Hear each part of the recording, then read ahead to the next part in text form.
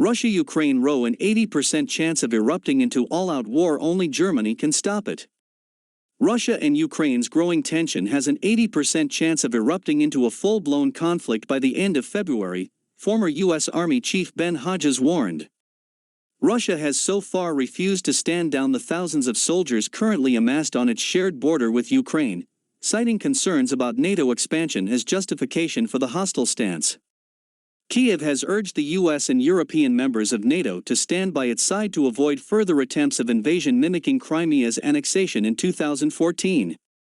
But despite Moscow insisting they do not want a war, former U.S. Army in Europe Chief Lieutenant Colonel Ben Hodges warned chances of the skirmish developing into hot war stand around 80% at the moment. LBC presenter Matt Free asked, "If you had to bet on this being a hot war, anytime soon, yes or no?"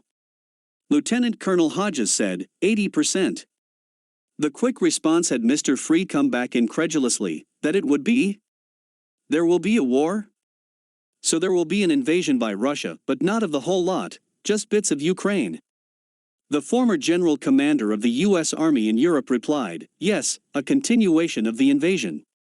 The only thing that is going to stop it is if Germany and the rest of Europe are 100% four-squared against what Russia is doing.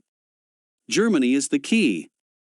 Mr. Free said, and they're not doing it right now because selling Miele washing machines is more important than the principles of freedom, as some crudely put it to me.